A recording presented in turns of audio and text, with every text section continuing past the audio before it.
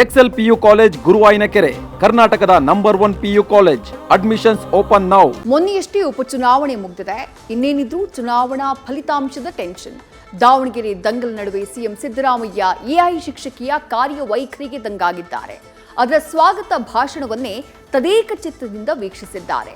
ಇದೇ ವೇಳೆ ನಿಟ್ಟೂರು ಗ್ರಾಮದಲ್ಲಿ ಬೀರಲಿಂಗೇಶ್ವರ ದೇವಸ್ಥಾನದ 50ನೇ ವರ್ಷದ ಸುವರ್ಣ ಮಹೋತ್ಸವಕ್ಕೂ ಚಾಲನೆ ನೀಡಿದರು.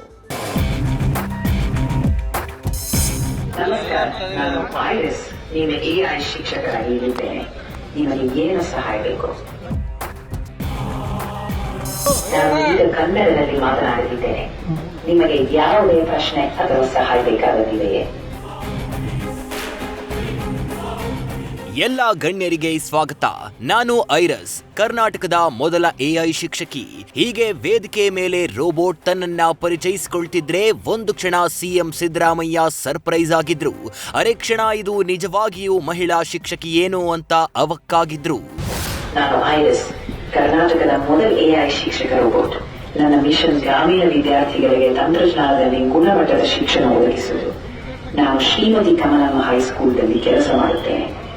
ತುಂಬಾ ಅಭಿರುಚಿಯುತ ಸಾಹಿತ್ಯ, ಕಥೆಗಳು ಮತ್ತು ಪ್ರಶ್ನೆಗಳಿಗೂ ಉತ್ತರ ಕೊಡುತ್ತೇನೆ. ರೋಬೋ ಶಿಕ್ಷಕಿ ಸ್ವಾಗತವನ್ನ ಕುತೂಹಲದಿಂದ ವೀಕ್ಷಿಸಿದ ಸಿಎಂ. ಈ ರೀತಿ ಸಿಎಂ ಸಿದ್ದರಾಮಯ್ಯ ವೇದಿಕೆ ಮೇಲೆಯೇ ರೋಬೋ ಶಿಕ್ಷಕಿಯನ್ನ ತದೇಕ ಚಿತ್ತದಿಂದ ನೋಡುತ್ತಾ ನಿಂತಿರುವ ದೃಶ್ಯ ಕಂಡು ಬಂದಿದ್ದು ಹಾವೇರಿಯಲ್ಲಿ. ಡಿಜಿಟಲ್ ಲೈಬ್ರರಿ ಲೋಕಾರ್ಪಣೆ ಮಾಡಲು ಸಿಎಂ ಬಂದಾಗ ಅರೆಕ್ಷಣ ಈ ರೋಬೋ ಶಿಕ್ಷಕಿಯನ್ನ ನೋಡಿ ಶಾಕ್ ಆದ್ರು. ತೇಟ್ ಮನುಷ್ಯರಂತೆ ಮಾತನಾಡುವ ಎಐ ಶಿಕ್ಷಕಿಯ ಕಾರ್ಯವೈಖರಿಯನ್ನ ಕುತೂಹಲದಿಂದ ವೀಕ್ಷಿಸಿದ್ರು. ಎಲ್ಲ ಅತಿಥಿಗಳಿಗೂ ಹಾಗೂ ಇಲ್ಲಿ ನೆರವೇರುವ ಜನರಿಗೆ ನಿಧಾನವಾಗಿ ಸ್ವಾಗತ.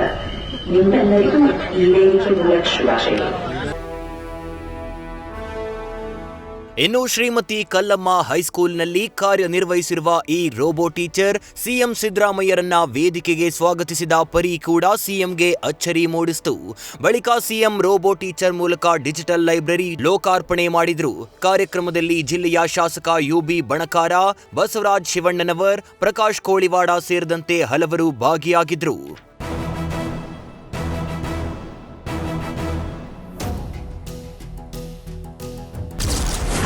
ರಾಣೆಬೆನ್ನೂರು ತಾಲೂಕಿನ ವಿವಿಧ ಕಾಮಗಾರಿಗಳಿಗೆ ಸಿಎಂ ಚಾಲನೆ. ಇನ್ನು ಇಂದು ಡಿಜಿಟಲ್ ಲೈಬ್ರರಿ ಲೋಕಾರ್ಪಣೆ ಜೊತೆಗೆ ಸಿಎಂ ಸಿದ್ದರಾಮಯ್ಯ ರಾಣೆಬೆನ್ನೂರು ತಾಲೂಕಿನ ವಿವಿಧ ಅಭಿವೃದ್ಧಿ ಕಾಮಗಾರಿಗಳಿಗೂ ಚಾಲನೆ ನೀಡಿದ್ರು. ರಾಣೆಬೆನ್ನೂರು ನಗರದ ದೊಡ್ಡ ಕೆರೆ ಆವರಣದಲ್ಲಿ ಮುಖ್ಯಮಂತ್ರಿ ವಿವಿಧ ಕಾಮಗಾರಿಗಳಿಗೆ ಚಾಲನೆ ನೀಡಿದ್ರು. ನಾನು ಸರ್ವ ಜನಾಂಗದ ಶಾಂತಿಯ ತೋಟದಲ್ಲಿ ನಂಬಿಕೆ ಇಟ್ಕೊಂಡಿರೋನು. ಬಸವಣ್ಣವರ ಅನುಯಾಯಿ ನಾನು. ಅದಕ್ಕೆ ನಾನು ಪ್ರಮಾಣ ವಚನ ತಗೊಂಡಲ್ಲ. 2013 ಮೇ 13ನೇ ತಾರೀಕು ಬಸವ ಜಯಂತಿ ದಿನನೇ ಪ್ರಮಾಣ ವಚನ ಸ್ವೀಕಾರ ಮಾಡಿದೆ. ನನಗೆ ಬಸವ ದಾರಿನಲ್ಲಿ ನಡೆಸ್ತಕ್ಕಂಥ ಶಕ್ತಿ ಕೊಡಪ್ಪ ಅಂತೇಳಿ ದೇವರಲ್ಲಿ ಪ್ರಾರ್ಥನೆಯನ್ನು ಮಾಡಿದೆ. ಪರರಿಗೆ ಒಳ್ಳೇದು ಮಾಡಿ, ನಮಗೂ ಒಳ್ಳೇದು ಮಾಡಿ ಅಂತ ಕೇಳ್ಕೊಂಡಾಗ ಮಾತ್ರ ದೇವರು ಒಳ್ಳೇದು ಮಾಡ್ತಾನೆ.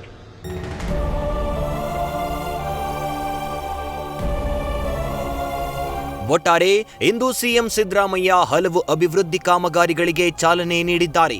ಈ ವೇಳೆ ಸಿಎಂ ಎಐ ಶಿಕ್ಷಕಿಯ ಕಾರ್ಯವೈಖರಿಯನ್ನ ನೋಡಿ ಸರ್ಪ್ರೈಸ್ ಆದ್ರು. ಕುತೂಹಲದಿಂದಲೇ ರೋಬೋಟ್ ಅನ್ನ ವೀಕ್ಷಿಸುವ ಮೂಲಕ ತಯಾರಕರಿಗೆ ಕಣ್ಣಲ್ಲೇ ಮೆಚ್ಚುಗೆ ವ್ಯಕ್ತಪಡಿಸಿದ್ರು. Shivanand, news first, Haveri. News first ನಿರ್ಭೀತಿಯಿಂದ ನಿಮ್ಮ ಪರವಾಗಿ.